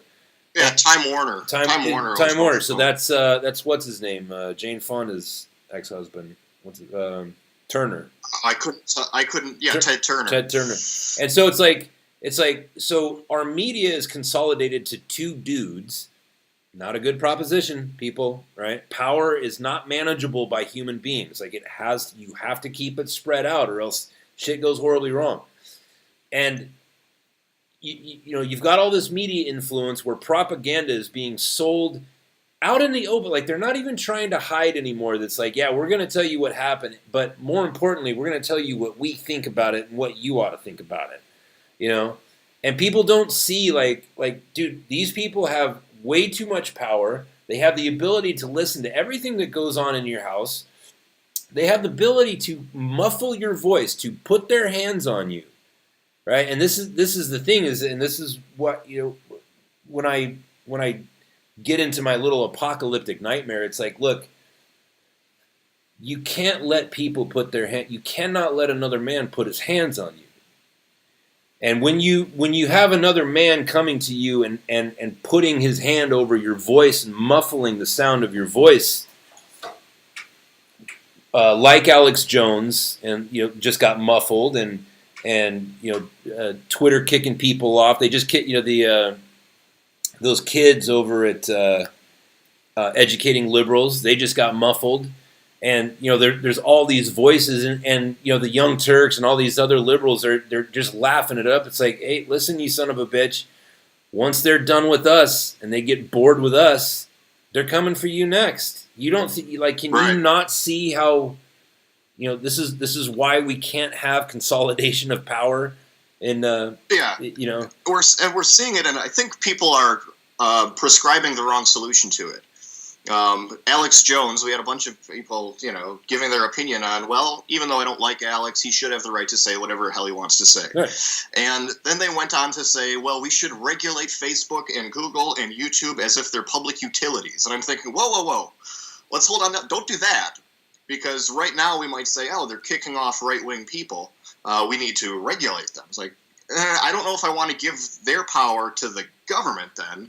That could end up being even worse. And most people don't catch on to that. And it's evident in the fact that people bug their own houses with those stupid Amazon Alexa things. Yeah. And now we have this new stuff where people are spitting into a tube and then sending it into the internet so that someone can tell them where their ancestors are from, building this giant database that already has millions of people. They have their DNA just on a file now. Yeah. What's going to happen when the government gets their hands on that file? Oh, I'll tell you exactly what's going to happen. They're going to figure out which ones of us are least likely to be successful and more likely to be a drain on society, and then they're going to weed those people out. Like that's, again, it's people can say, oh, that's conspiracy theory. It's like, where do you think this is going then? Okay, maybe I am a big conspiracy theorist, and I've read the Book of Revelations too many times, and I watched, that movie in the 70s, what was that called? Left Behind. Maybe I watched that movie too many times. But okay, fine. Let me excuse myself from the conversation, and you can tell me, where do you think all of this is going to go? Right? You want to control people's speech. Who wants to do that? Like, historically, who have been the people that wanted to disarm the public, monitor and control what is said? Like, where did it go when these things have happened in the past? A few names pop into my head. It's Joseph Stalin and Adolf Hitler. It's like, I'm not saying Trump is Mao Hitler or Zedong, Obama is Hitler or anything like that, or that Bernie Sanders is the next Stalin. Of course not. No. But what direction are we going in? Right. And how far are we willing to go in that direction before we realize we can't turn back? And that, like we said, people don't relinquish power. So how much power do you want to give government? Do you really want some bureaucrat in Washington, D.C. regulating Facebook? No. I don't want any. No. I don't want any man. Like, communal, my little tribe, my little community, we can set up our own rules. I don't want, like, this is the beauty of living in a federation, is like, the federal government they are there to ensure that the Constitution and the Bill of Rights are seen through, and that's it, right? This is another reason that I have beef with Kavanaugh. But the one thing I don't have anything bad to say about him is his stance on the Second Amendment. And this is really weird, too, is that, California and Illinois and a few other states, they have very strict gun laws. And it's like, you get a guy like Kavanaugh in there, and he can step in there and say, well, I'm sorry, the 14th Amendment does not place the Second Amendment in your purview. Your right to self-govern is you get to self-govern on anything that's not in the Constitution and the Bill of Rights, right? And we could see the Supreme Court coming through and saying, look, California, you don't have the right to tell your citizens what they can or cannot do when it comes to owning firearms. There's nothing you can't say anything. The only thing that you can say is what we have already agreed upon federally. That felons can't have guns, and felons can't vote, and felons can't, if you're, whatever, and then certain types of felonies, that sort of thing. But other than that, you don't have the right to the right to self-govern the 14th Amendment, that's for everything. That's weed, it's gambling, it's divorce, it's abortion, it's everything that the founders did not write in there. That's what you get to self-govern. Everything that we have here in Pennsylvania or wherever in the Smithsonian, that's Baltimore, right? The Smithsonian Museum? Yeah, it's where they keep the Declaration of Independence and all that stuff. Or I thought it was Washington. I thought it was Washington D.C. There's actually multiple copies of the Declaration. There is one in Philadelphia that I got to see. The one in Philly is the original one. But anyways, what I'm saying is like everything that's not in the original documents is what is in the purview of the state. Like if you want to have gay marriage, then you have to go to your state's governor and convince him or her. Hashtag me too. If you want to, smoke weed, if you want to, whatever, be a Mormon and have 5 wives, whatever. Like you have to go to your state for that because that's not in the Constitution. And if we can get back to that, and if we can remind the people that it's actually by the people and for the people, and that like truly you are the government and you have control over this, and when you see people starting to muffle, trying to muffle your voice, then you need to make a decision. And I made this observation a few weeks ago. In the 1930s, when Hitler was ascending to power, there were a lot of Jews that said, "Oh, I see where this is going," and they moved. They got out of Germany. Some of them went to live with relatives in Poland, and it didn't work out very well for them. Some of them moved to Switzerland, and some of them moved to Italy, and a lot of them came to the United States because they could see it coming, right? And that's one thing that I try to get people. It's like, look, these are all signs, and they've been given to humanity many times before, going all the way back to the great empire of Rome. Like we can see this thing repeating itself, and so you and I have to decide. It's like, one, where are we going to make our stand? Are we going to give Jack Dorsey and Mark Zuckerberg? Are we going to give them a little bit more slack, right? Maybe a competitor will come along and build a new social media site so that we can all say ugly things to one another randomly. Maybe somebody else will come and build something new. Maybe we should just wait and not take up arms just yet, right? And maybe there was a good reason why that camp there in New Mexico got tossed, right? Did you see that in the news today? What do you mean it got tossed? All the evidence was destroyed at that camp by whoever the authority, be it local police department or the FBI or whatever. Like that camp was destroyed. So, so number one, we now have we now have proof that a terrorist training camp was going on our soil. And then they let those people out on, was it $20,000 bail? I think it was like 8. I heard 2. I heard 2. I heard 20. Just now I heard 8. But either way, it was a very small amount of money. And so then they let these people, and there was a 3-year-old boy whose dead body was found, and he was like the son of that dude. So it's not like a random dead body was there. No, it was that guy's kid. And how long are we as Americans going to look at this and watch as that judge let those people walk out of court, just walk right out of court, and then we find out, yesterday or today, by the way, everybody, I'm on the other side of the planet as we're having this conversation, so the hours are different. But now we find out that the evidence, like that whole camp, has been destroyed by the authorities. Why? Why would you do that? Like the whole. I have no idea why, but I think you're getting to. My big point is I did an episode maybe a week ago, 2 weeks ago, and it was America's biggest problem, like our number one threat to America right now. And I went over fake news, and fake news is a problem. Huge. It's not number one, though. And I went over our national debt and our fiscal policy. A big problem. Not number one. The number one problem we're facing as a nation is apathy.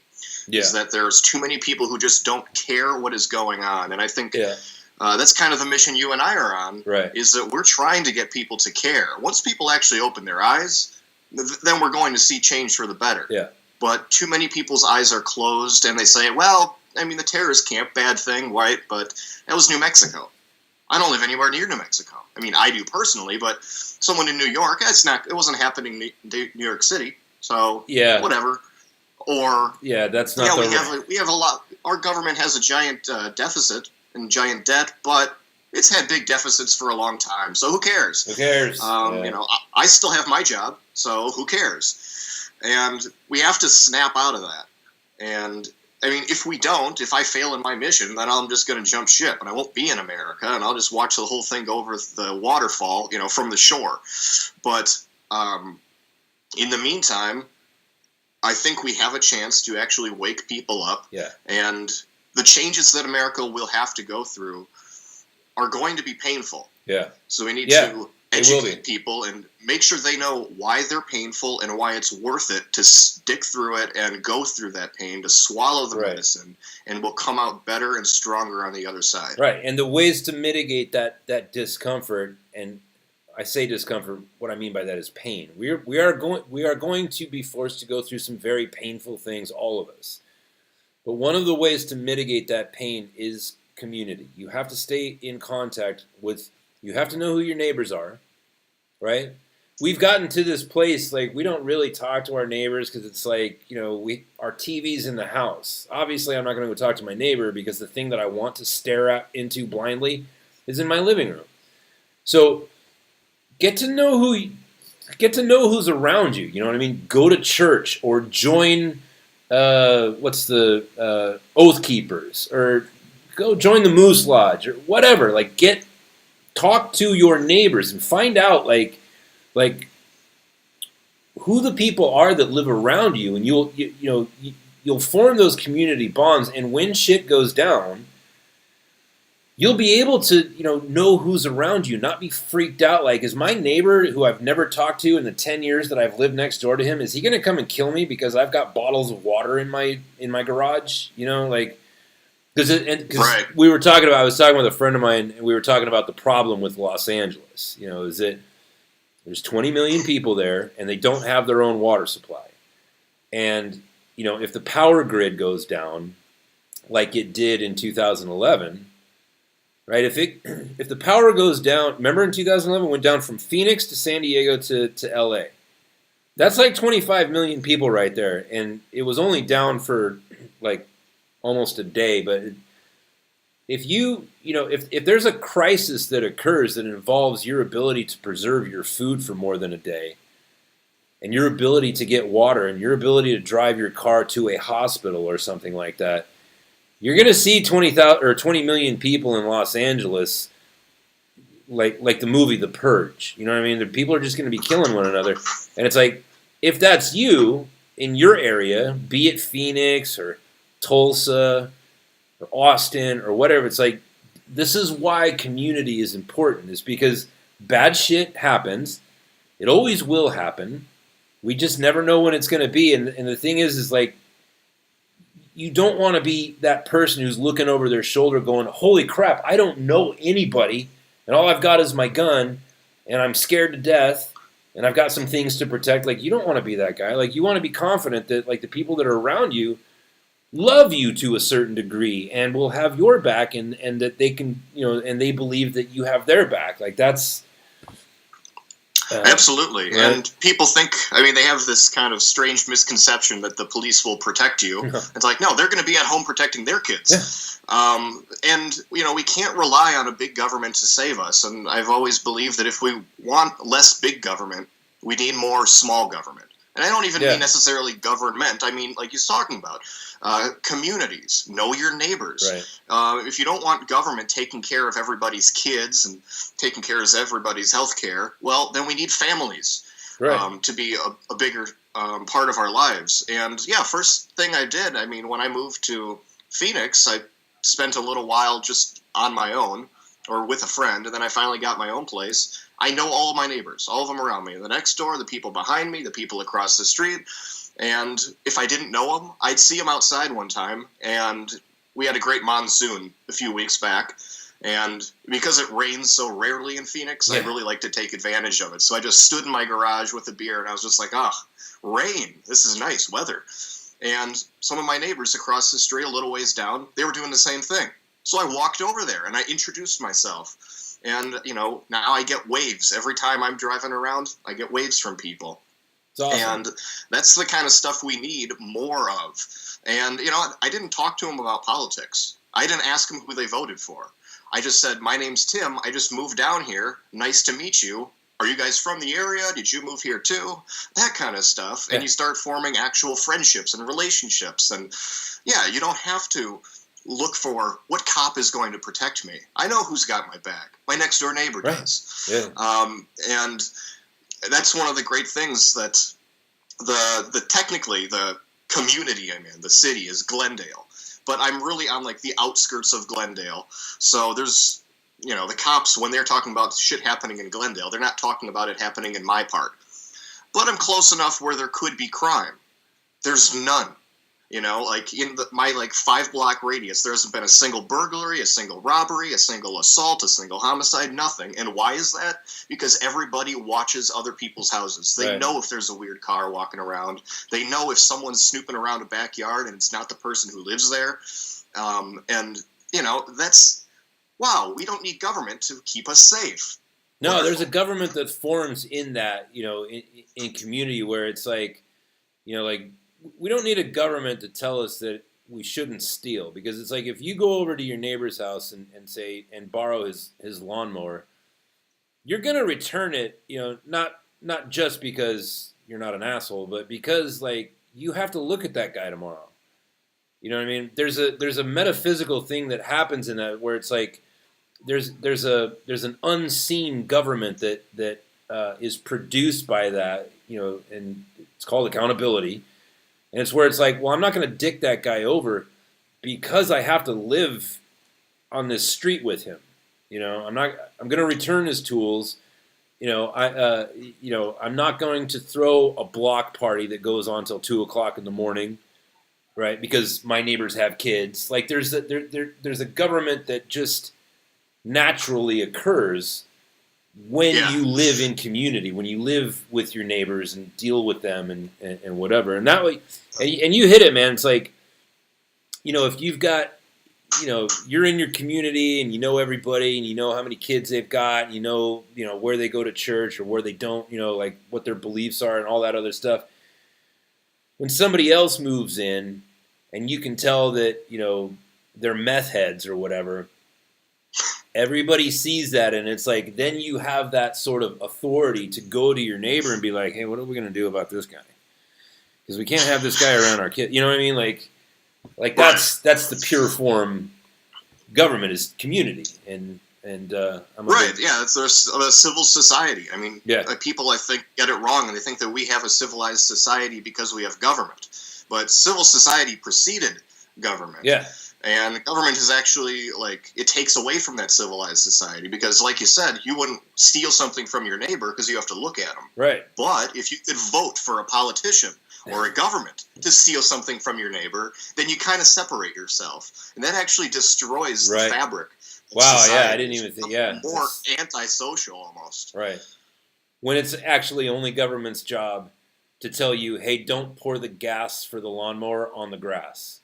Dispose of it properly, and that's their only job. You know what I mean? But that's right. Don't burn down your neighbor's house. That's about it.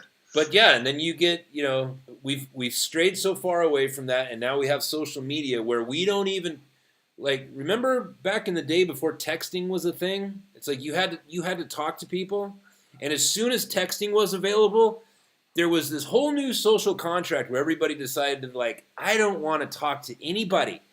I don't want that kind of contact. I would rather just text you so that I can just be completely separated from you. And this technology has, and there's all kinds of doctors, psychologists and whatnot, that are talking about this phenomenon, why people are so depressed.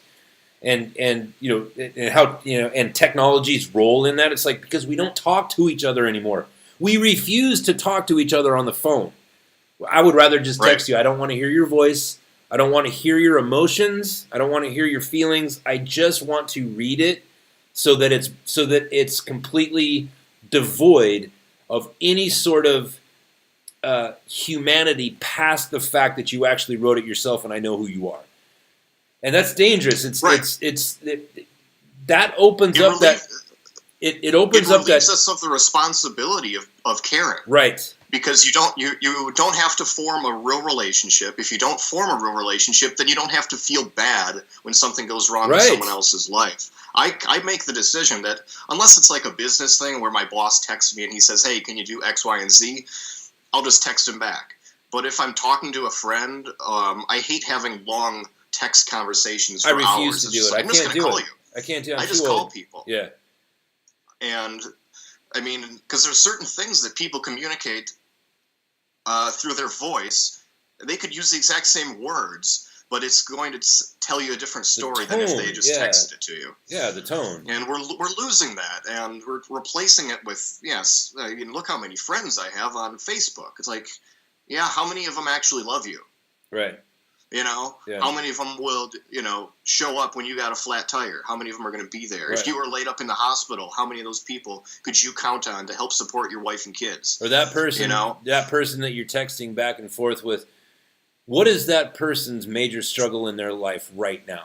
What is their major hurdle? Do they have family that's sick?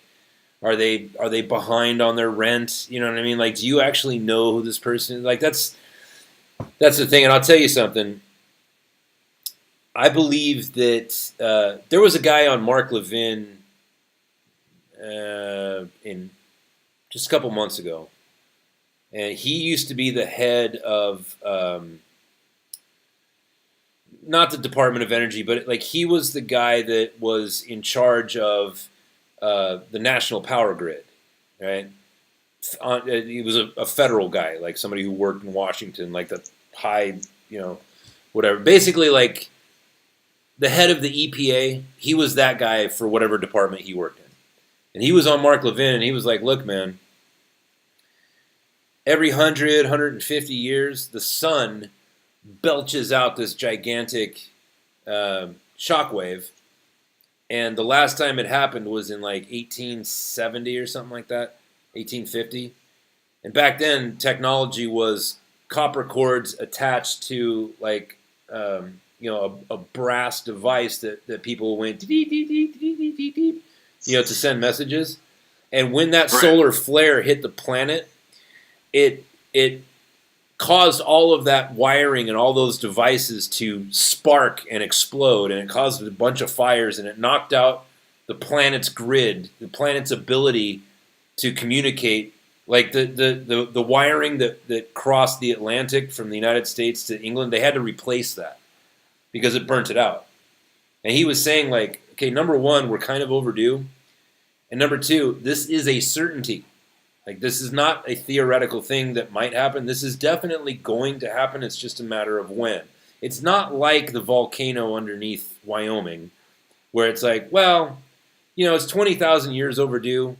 It could blow 20 minutes from now, or it could blow 20,000 years from now. It's kind of, pick your poison. Like he was saying, like, no, this is definitely going to happen like in the next probably 5 days to 20 years. But it's not going to, when it happens, it's not going to be. And he was saying, like, the United States is completely exposed. Like, we haven't taken any real measures to protect our grid from that blast. And it's like, I believe that God has a funny way of carefully and lovingly nudging society along when it needs to. And so I believe that we're going to get that knockout of power very soon, because it would force people of the world to actually talk to one another, because there would be no other option. And it would cause a great culling of the herd, that's for sure. But it would force people to once again enter into that social contract where it's like, I'm going to talk to you and reason with you because my life depends on it. Like I truly depend on you and you truly depend on me. Like we have to now, like if that happens and the gas pumps don't have any electricity to pump gas and the hospitals don't have any electricity to run themselves and there's no way to preserve your food, it's like, I'm going to come knock on my friend Tim's door, be like, Tim, listen, get your rifle because we need to go out into the mountains and procure food. And I need you to come with me because I don't know what I'm doing. And, I need somebody to come along. And it's not going to be much better with me. No, but two minds are better than one. And it's like hey, right. Tim, you need to eat, and I need to eat. So let's, and let's grab Bob. Let's work together. Let's all go out and figure this shit out together. Because the faster that we all come to whatever the truth of this matter is, the faster that we're going to master this problem, and then it won't be a problem anymore. And we can just go out and get the things that we need. And it's like that's how we're meant to live. Like we're not meant. This another thing too, man. Like we have come so far in the last 100 years, 150 years, with the start of the Industrial Revolution, and now with the technological revolution. Like this is all brand new to our DNA. We have not had the time to, for the coding in our blood to adapt to these things that we've created. There's just no, right. You know what I mean? Like we're not able to handle this amount of distraction and disconnection from our fellow man. And whether you call your God whatever, maybe you call it a God, or maybe you're an atheist and you believe in science and you call it the implicate order or reverse entropy. Whatever it is that you call it, Wiccans would call it nature. You know what I mean? Like whatever it is, it has a funny way of moving things along in the right direction from time to time. And so I believe that we're probably going to see something like that where mankind will be forced to enter back into that relationship that our bloodstream is accustomed to, where we do know our neighbors and we do know how to hunt and fish and plant and sow and reap and that sort of thing. And yeah, our technology has evolved faster than we can. Yeah, I think there's an actual number. I think it's around 300 to 500 of actual relationships the human brain can maintain. It's 150. So It's 150. And yeah. Oh, you there? Are you there? I'm still here. Okay, I can see you. Yeah. I can barely hear you. Okay, how about now? I can still hear you fine. Okay, hopefully that didn't screw up my recording. It's 150. There's a law for that. It's Joe Rogan talks about it, or maybe it's right. 250, but it's very small, and yeah, there's a reason for that. It's because for the last between 7,000 and 300 million years, that's how we've lived. Depending on what you believe, some people believe it's 7,000 years, other people believe it's 300 million years. It doesn't matter what you believe. We all agree it was a long-ass time. And that's what our DNA is accustomed to. And there's reason to believe that nature will figure out a way to set us back into an environment that we can survive in. Because we can't. And whether you believe in evolution or you believe in God, either way, there's something in us. Either it was put there by God, or it's just evolved through time. That we are our brother's keeper. Right. Yes. And we've gone completely away from that. Either we've gone away from God, or we've gone away from nature. Whichever you want to call it, we've deviated from where we should be. That, yeah. And we're paying the price. Like it is clear now that this deviation is clearly the wrong direction. Like our children are sick, our societies are crumbling. We have been practicing economics, for example. We've been practicing economic principles that we already had figured out to never do. Right? The idea to just print up money willy-nilly. Like we knew hundreds of years ago not to do that, or whenever the invention of paper currency was, which I should know, but like we knew not to do that and we did it anyways. Having our our own young practicing debt to the levels that they have, where they've mortgaged off their futures to go to college so that they could afford to have a future. Like we knew not to do that and we did it anyways. It's like, these aren't just theories. It's like, we know for a fact that we deviated from the path and that we chose the wrong direction, and we are going to have to pay a very severe price in the correcting or getting back on the right path. It's going to be hard. It's going to be severe, but it will be right. And one of those things is learning to talk to one another, right? Like, work on yourself. Yep. Become a better man. Become a better woman. Like, don't be an asshole. Practice manners. The fundamentals haven't changed. Right. Yeah. Open doors.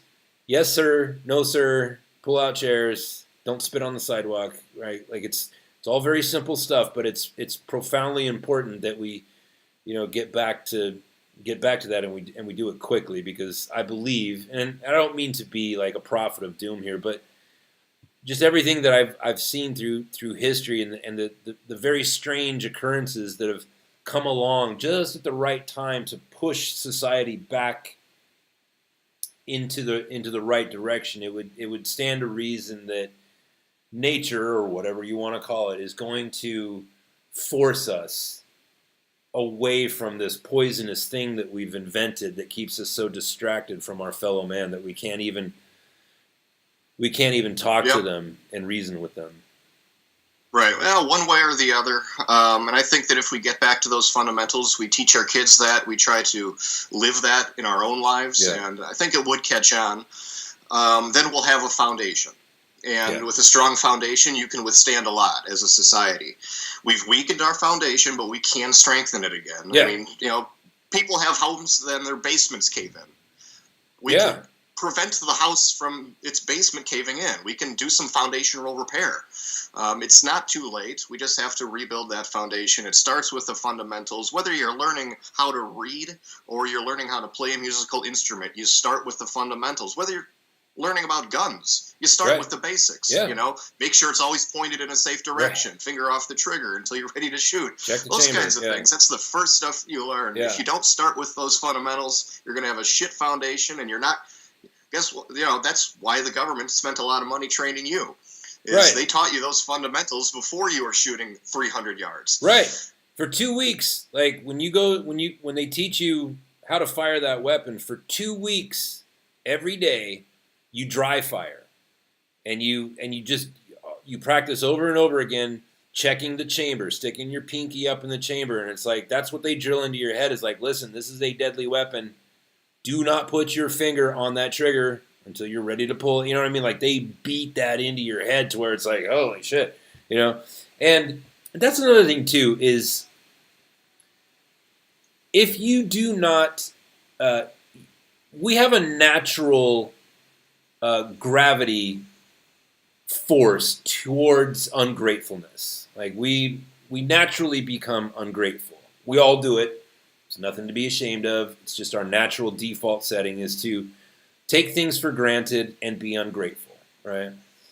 And I encourage everyone to practice gratefulness in this sense. It's good for everything, but in this sense, be grateful if you live in the United States and you know that you have the freedom of speech and the freedom to defend yourself and the freedom from having the government spy on you and the freedom that your state has the right to govern itself. Like, be grateful, because I'm in a nation right now that is 1/10 the size of Colorado. It's about the size, a little bit bigger than the state of Vermont, a nation called Albania. And the people that are born here, right? So just imagine the state of Vermont, because it's just a little bit bigger than that. Imagine being born in a place that small, and your government would not let you out, nor would any of the surrounding states around you let you in. That you would not be born with the freedom, with the right to just go wherever you wanted to go in the world. And that's what most of the world experiences. And the nation that I'm in right now, it's like, it's a really small area. Can you imagine being told that you can't do whatever the hell you want to do? To the American mind, that is an abomination to even entertain that thought, right? And so that freedom that you have to move around and do what you want to do, it's the same thing with your right to speak and your right to defend yourself against your government and against home intruders and against anybody else, and defend yourself against people silencing your voice. It's like you must be grateful for those things, because if you are not, then you're not going to see it as a big deal when somebody comes and takes them from you. And if you're weak, if you don't have that strength that comes with gratefulness, that strength that you get when you realize like how grateful you are for all of these wonderful freedoms that you have, then you're going to be subdued by another man. And you're going to feel that feeling of being subdued by another man when that man comes and he takes your right to due process, like the Patriot Act destroyed, right? When they take away your right to, that every home is a man's castle, and that the government cannot come into your home and spy on you. They can't come into your home and declare that this is their new military outpost. Like, you're free from those things, and if you do not come to a place of profound gratefulness for those freedoms, they will be taken from you. And then you will live in a tiny little place where your government will not let you out, nor will any other government let you in. And then you're not a man anymore. Then you're going to live on your knees. And I, for one, would rather die on my feet than do that. I keep going. I liked that last monologue.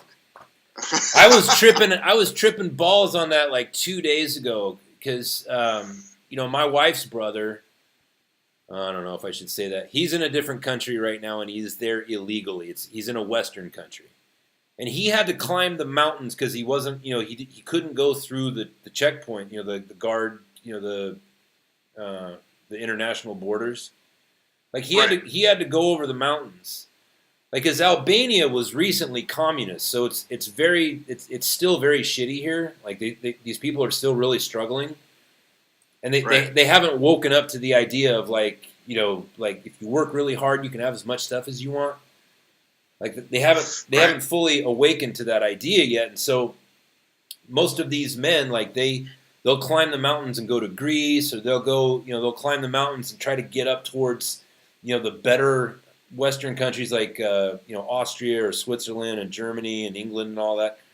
Like, and they go there because it's like there's money there, there's work to be done, and they pay pretty well, and that that's how these people they live, and it's a tiny little country. And I use the Colorado example because Colorado is a very square. It's just a square, right? So if you look at it on a map, it's like cut 10%. Right, cut it into 10 pieces and take one of those pieces of those 10.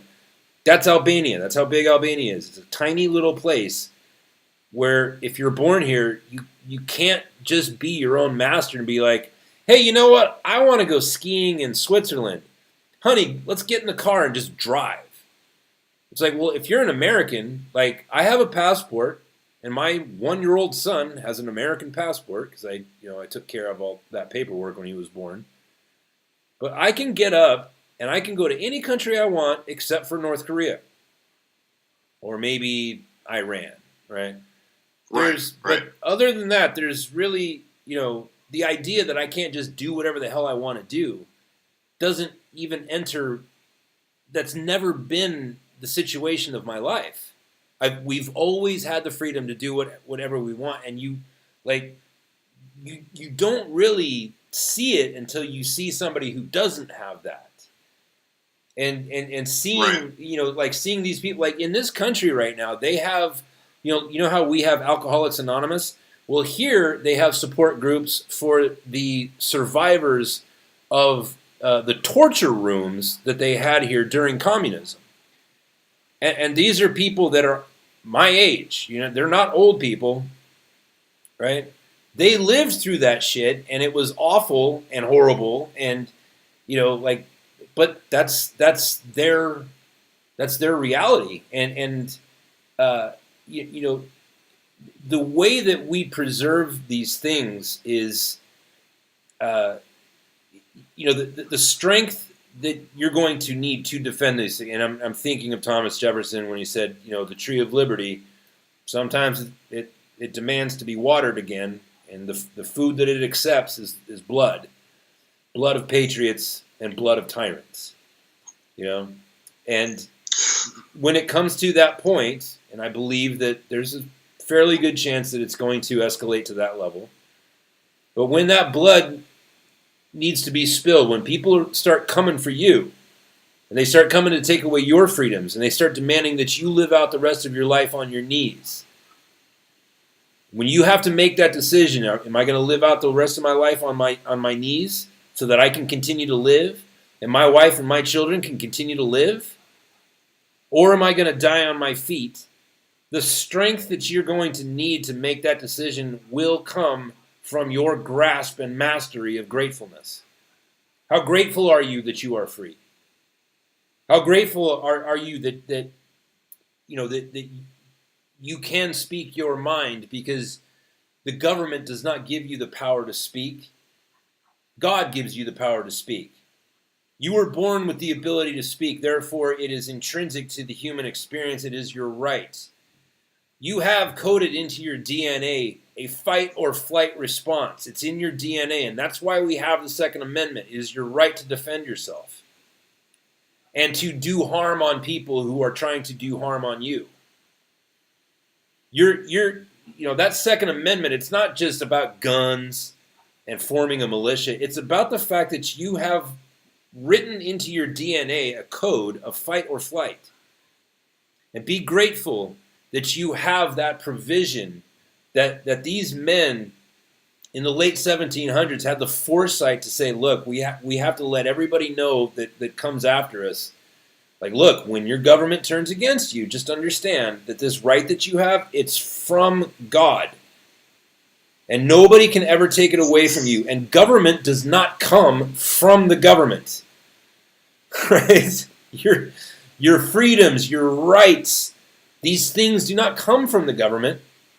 That, this is a written declaration that these things come from the Almighty, however it is that you conceptualize that, going back to maybe you're an atheist or whatever. And by the way, don't write me. Don't go onto my website and write me an email about, oh, you're a Christian. It's like, dude, whatever you believe, whatever, right? It's fine, but just I get some of the weirdest emails. Well, that was obviously people don't get to see me as I'm talking to you, but I'm just smiling, nodding my head as you're speaking. No, I've been recording this. 'Cause I'll do you know what? I'm sorry, man. I should have asked you. Is it okay if I do a YouTube of this? Oh, that's fine. Yeah, that's fine. Do you have a YouTube channel? I do, but I hardly ever put anything on it. All right. Well, I'll do this. I'm not a big YouTuber. I do it because I feel like I must. Right? Like I'm still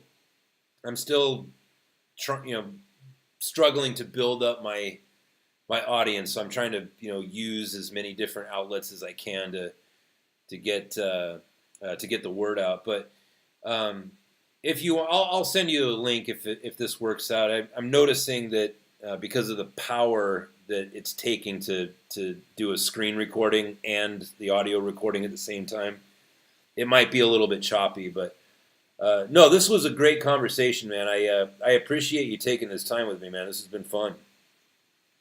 Oh yeah. After our first talk, I was like, you know what? I enjoyed just talking to that guy, and we talk before we hit the record button and after we hit the record button. And if I can keep someone on the phone for that long, then it's a good thing. We so did. I figured, hey. I remember that. I remember after we hung up, I was like, man, I wish we would have had that whole last section of the conversation on there too, because that was good too. So yeah, we just kept going. Yeah. All right, cool, man. I can't agree more with everything you've been saying about how our rights are given to us by God, and whether it's nature or God, it doesn't matter. But there's something that wasn't given to us by government. Right. We have free will. Right. And sometimes you don't know what you have until it's gone. Right. So it's like I said from the beginning, it's our job, your and mine, and everyone out there who's listening, it's our job to make sure people do know what they have before it's gone. Yeah. Yeah.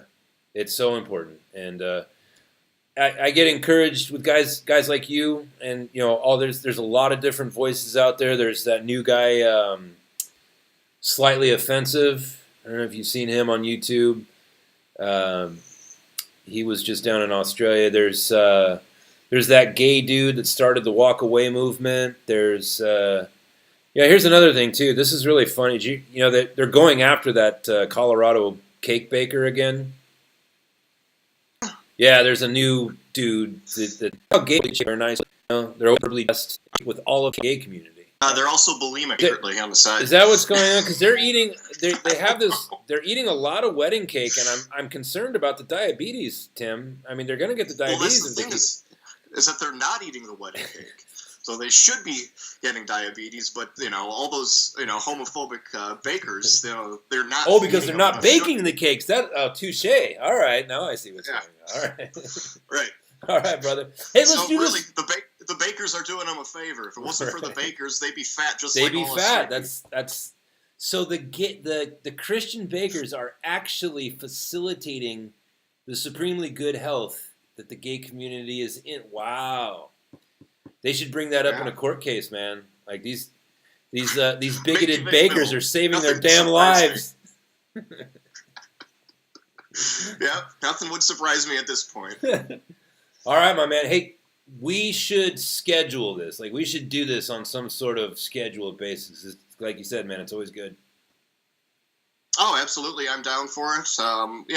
We'll message or whatever, and we'll figure out something so that it's just a regular thing. Or maybe if you want to do it through YouTube, we could do one of those on-air hangouts so that people can watch it live. It'd be morning for me, but, evening for you. So maybe we could capture kind of two audiences at once. If we can figure that out, like this is the same time we spoke the last times too. So this sort of time zone right now, like the first 2 hours of your day and the last 2 hours of mine is going to be like the golden spot. Do you take calls on your podcast now? You take inbound calls?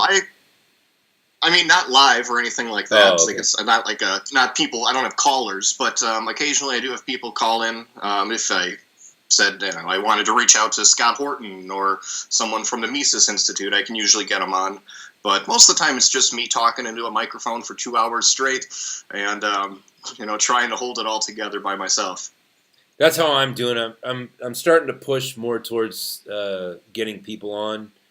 But it's difficult, especially like when you're, if you're not Joe Rogan, then it's like you really have to, try to form a relationship with them of some sort, and then like, but I'm gonna try to move in that direction so that we can get some of these people like, you seen Coleon Noir, that black dude from NRA TV? Oh yeah. I'd love to talk to that guy, because he was a convert. You know what I mean? He was a guy that was against guns at one point in his life. So, letting people hear all the different perspectives. It's like, I got my first rifle when I was 11 for Christmas. So again, that's never been like a problem for me. And until I heard that guy talking about it, I didn't realize that there's a whole segment of our population that they didn't grow up like that, and they had to go through a whole journey on their own to come to that place. And so it's like, well, if that guy had to do it, then there must be a lot of other people out there who have not climbed that mountain yet. And maybe if they heard it, through my podcast or whatever, if I could facilitate those two minds coming together, then I would be happy to do that, because there's, you just never know where somebody's at. You never, Well, right. It's one of the kind of just, I guess this is just the nature of podcasting, but I don't know, like, hardly anybody who listens. I mean, I have a few friends who I know listen, but I don't know who's listening to me. People are, and it blows my mind. But I just putting the stuff out there. If someone finds it and they enjoy it and they can, maybe they'll learn something from it, or maybe they'll just, figure out something in their life. And maybe it'll be, I'll have a guest on the show and this person happens to be listening to me, and then they become a huge fan of the guest. Yeah. I don't know what's going to happen. All I can do is put it out there and hope people enjoy it enough to, support me through sponsors and whatnot. And that way I can live completely off the grid in a villa in Mexico someday. That's what I'm talking about, man. I can't wait. As soon as I've got enough money, I'm coming back, and it's either going to be like Idaho or Wyoming, just an open carry state where everybody's got a gun, and so everybody minds their damn P's and Q's, right? Yep. That's the beauty of having people walking around with guns on their hips, is that everybody minds their damn manners, right? And, yeah. And just being someplace where there's water and four-legged food, Sounds good to me. Yeah, it just, you got to get away from people. With a fresh supply of whiskey and cigars as well. Yeah, well, I need to figure out how to make whiskey. Like, I figure that's going to be, like, one thing, like, when the zombie apocalypse hits. I think the guy that has, distilling equipment and knows how to bake the recipe, I think that man will be king. That's how the Kennedys came into power, right? Yeah, through the mob. Through the mob. Yeah. It was all whiskey money, baby. Right. I mean, they found that during economic depressions, alcohol stocks go up. Huge. Because everybody's just drinking as much as they can to Skyrockets. drown their sorrows. Yeah, that is a verifiable fact that always happens. When people believe that the economy is bad, they start drinking. That's right. All right, brother. I'm going to get off the phone. Great conversation. Thanks for joining me again. Absolutely. Take care. We'll talk soon about setting up that kind of scheduled chats. Perfect. Have a great day.